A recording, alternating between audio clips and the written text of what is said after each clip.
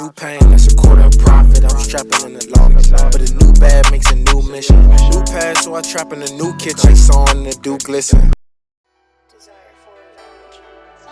Imagine waking up one morning, turning on the tap, and nothing comes out. Not a drop. No water to drink. No water to wash. No water to cook your food. For many of us, this sounds like a dystopian nightmare, but for millions of people around the world, it's already becoming a reality. Water, something so essential, so basic, is running out. And if we continue down this path, human survival itself will be at stake. Water is life. Every cell in our bodies needs it. Our organs can't function without it. The human body can survive weeks without food, but only 3 days without water.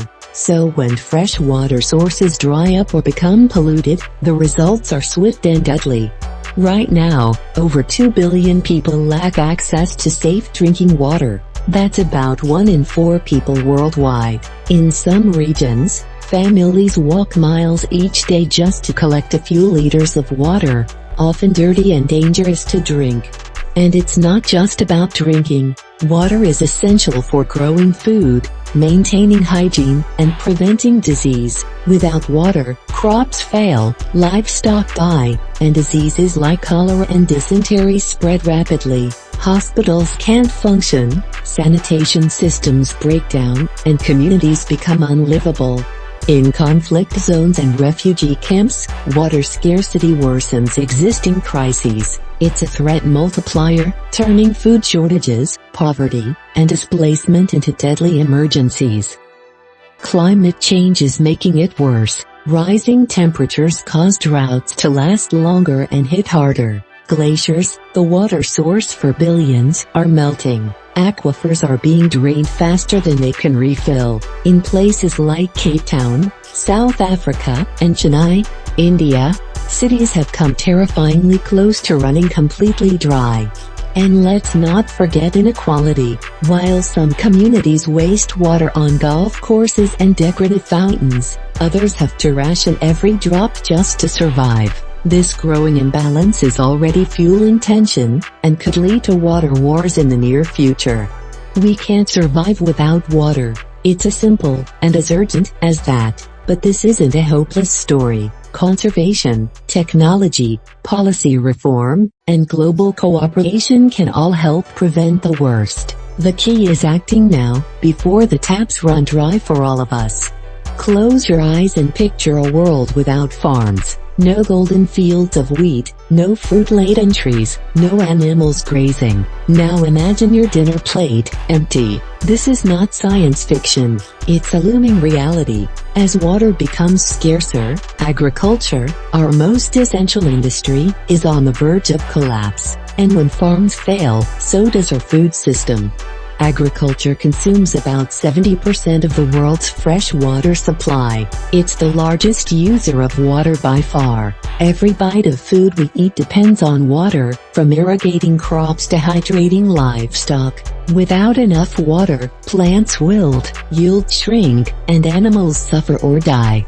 Droughts are becoming more frequent and intense due to climate change. Rivers are drying up. Groundwater reserves are being depleted faster than they can recharge. In countries like India, Spain, and the United States, farmers are already facing water crises that threaten their ability to grow food. When water is scarce, farmers must choose which crops survive, which ones die. In many cases, they're forced to stop farming altogether. Once fertile land turns to dust, and entire agricultural communities are left without income, food, or a future. And it's not just local, it's global. Our food systems are deeply interconnected. A drought in one country can cause food prices to spike in another. For example, when drought hit California, America's breadbasket, global almond and vegetable prices rose sharply. Imagine what happens if several major food-producing regions collapse at once. The ripple effects are devastating. With less food available, prices rise. This hits the poorest communities first and hardest. Malnutrition increases, hunger spreads, food riots and political instability follow. And when farmers can't grow, food industries suffer, jobs disappear, markets shrink, economies weaken. The collapse of agriculture doesn't just mean empty fields, it means empty shelves, empty wallets, and empty stomachs. The collapse of agriculture due to water shortage isn't just an environmental issue, it's a human one. It's about the food on your plate, the stability of nations, and the survival of billions. But we can still act. Smarter irrigation, drought-resistant crops, sustainable water management, and better agricultural policies can all help protect our food future. Water grows our food. Without it, everything falls apart. It's time to value every drop, not just for ourselves, but for every farm, every family, and every future meal. Water is more than something we drink. It's the heartbeat of nature. Rivers, lakes, wetlands, and oceans all depend on water to thrive. So do the plants and animals that call those places home. But as water grows scarce, entire ecosystems begin to unravel. The result? A silent collapse of life itself. Ecosystems are finely balanced. Forests, grasslands, and wetlands rely on consistent rainfall and groundwater to support biodiversity. When water disappears, everything begins to break down. Plants can't grow without it. When they die, herbivores lose their food. Predators follow soon after. Birds, fish, insects, mammals, all face extinction if their habitats dry up and disappear.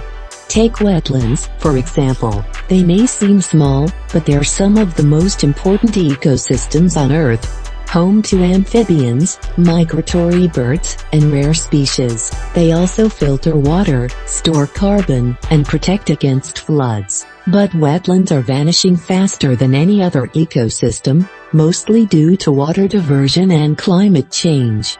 Rivers are another lifeline. When they're drained for agriculture or urban use, fish die, riverbanks erode, and nearby forests weaken. In some places, like the Colorado River or the Aral Sea, water loss has caused ecological disasters so vast they're visible from space.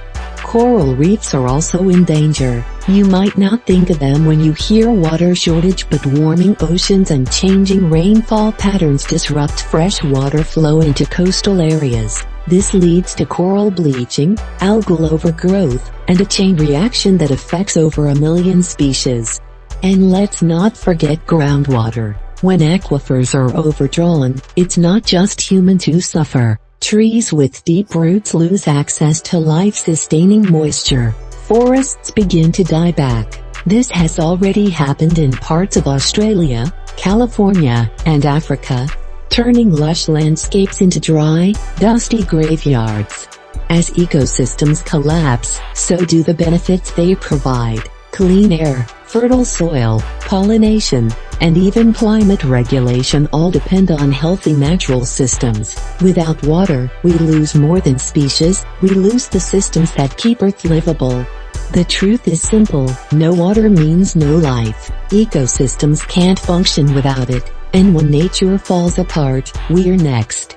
But this is not the end of the story. We can restore wetlands. We can protect rivers. We can conserve water and rethink how we share it with nature, not just among ourselves. Water is not just for us. It belongs to the planet, to every species, and to the future. If we want a living world, we must defend the water that keeps it alive. Imagine a world where every sip of water could make you sick, where hospitals can't clean wounds, and children die simply because they don't have clean water to drink. This isn't a future problem, it's happening right now. Across the globe, water shortages are creating silent, deadly public health disasters. Water is essential to life, but it's also essential to health. Without safe, clean water, our bodies become vulnerable. Dehydration sets in, basic hygiene breaks down, and waterborne diseases explode. Every year, over 500,000 people, mostly children, die from diarrhea caused by contaminated water. That's more than 1,300 deaths per day. These are preventable, yet in places hit hardest by drought and failing infrastructure, safe water is out of reach.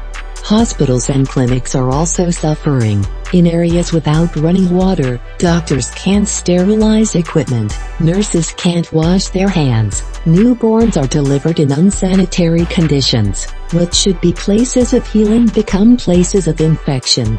And it's not just about disease. Water scarcity fuels malnutrition, crops fail, livestock die, and food becomes scarce. Without enough food and water, immune systems weaken, especially in children and the elderly. Even mild illnesses can become fatal in water-stressed regions.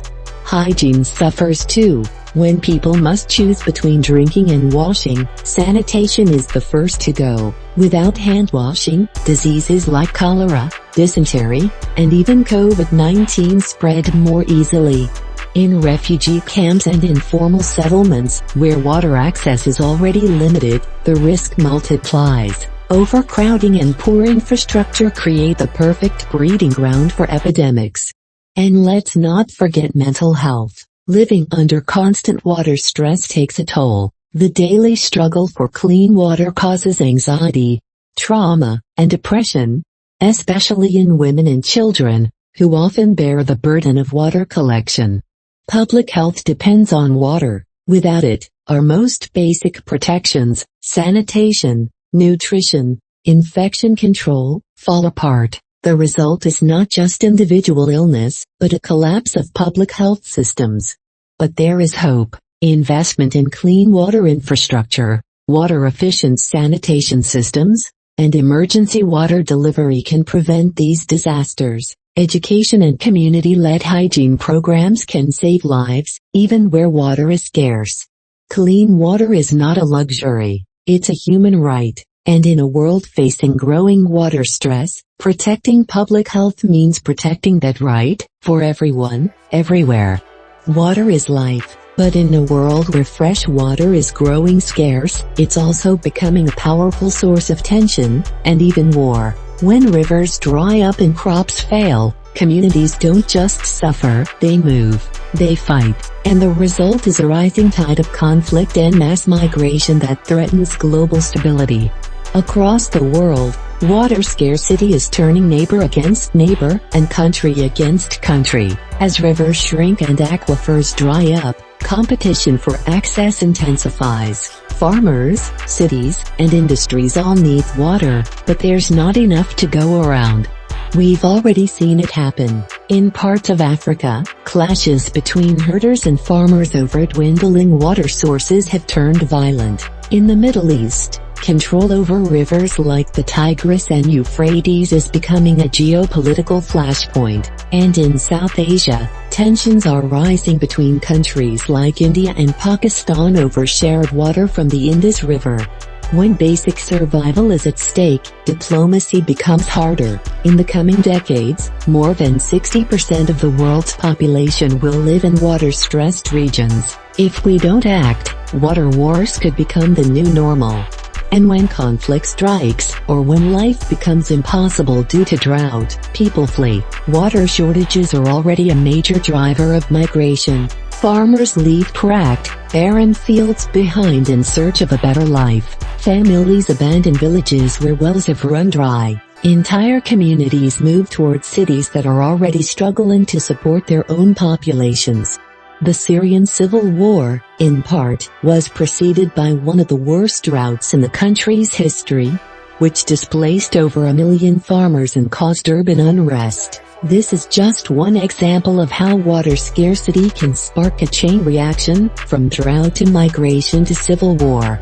Mass migration puts enormous pressure on resources in host communities, sometimes leading to more conflict. Borders close, tensions rise, xenophobia grows. What begins as a water problem can quickly become a humanitarian crisis, and a political one.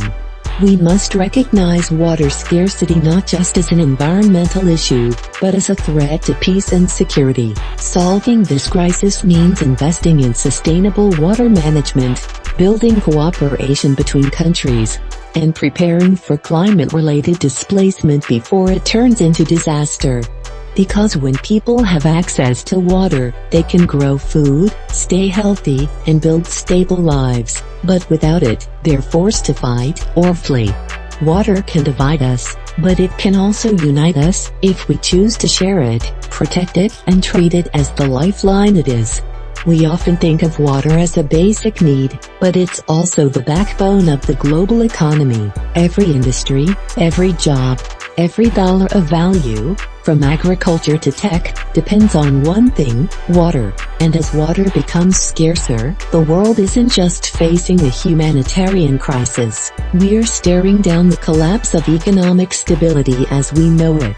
Let's start with agriculture, the sector that uses the most water. Crops need irrigation, livestock need hydration. Without water, farms fail, and when they do, food prices skyrocket. In 2022, droughts in Europe and the US led to reduced harvests and rising costs for wheat, corn, and produce. Farmers went bankrupt.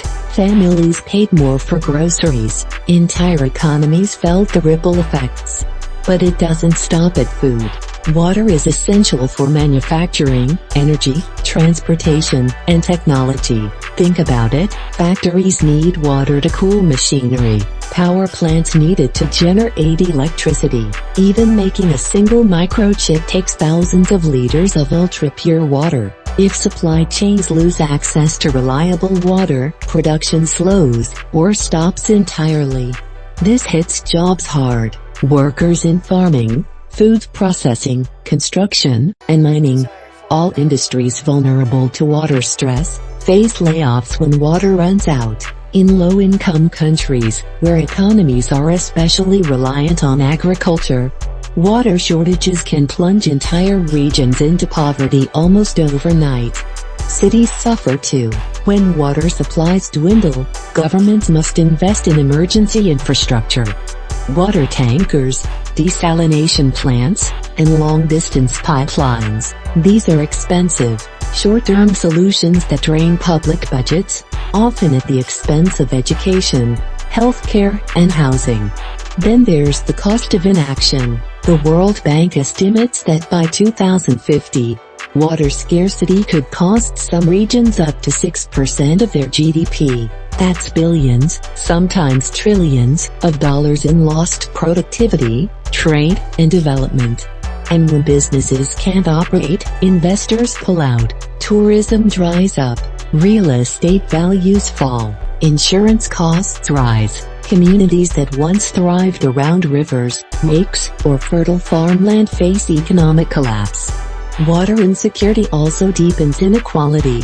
Wealthy corporations can drill deeper wells or import water. Poorer communities are left behind, paying more for less, with fewer options to adapt. The truth is clear, water is not just a natural resource, it's an economic engine. When it fails, everything slows down, and some parts of the world may never recover. But it doesn't have to end this way. We can invest in water-efficient technologies, repair aging infrastructure, and manage resources sustainably. Governments, businesses, and citizens all have a role to play in valuing water for what it really is, the foundation of prosperity. Because if we lose water, we lose much more than convenience. We lose jobs, industries, and entire economies. Water drives growth. Without it, we don't just dry up, we fall apart.